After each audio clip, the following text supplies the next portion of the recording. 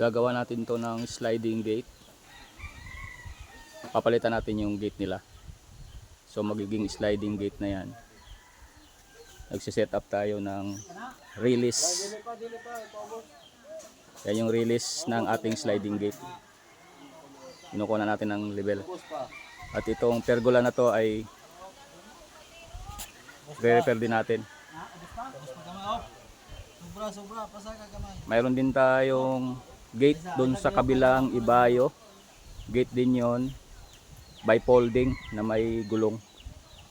Maya maya konti puntahan natin. Papakita ko sa inyo.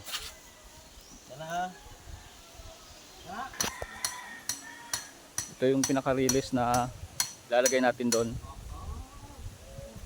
Diyan isi-set up natin diyan sa may paglalagyan natin ng sliding gate.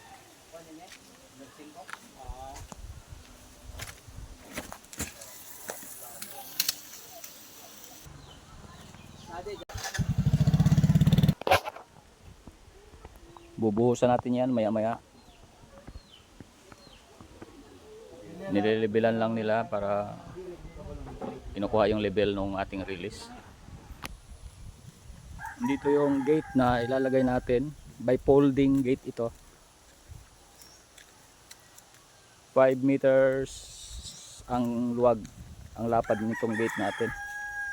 Yan, may mga paunang hukay tayo dyan. Dadagdagan pa natin ng konti yan para sa pundasyon. Dagdagan pa natin ng hukay yan. Pero malalim na yan, nasa 60 cm na yan, yung lalim yan. Konti na lang ang kulang dyan. Ang pinakahaligi nating ilalagay dyan ay yung GI pipe na D4, yung makapal. 3 meters ang distansya natin mula dito sa concrete na kalsada. Kasi may mga malalaking sasakyan na pumapasok dito.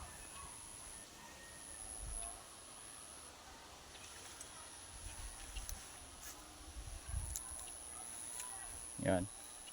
Andun sila sa kabila, nasa dulo, yun naman ang sliding gate na sineset up natin. Kung nakikita nyo yung pinakadulo doon, yun sa kabila. Dito kasi sa parting likod na ito ng school.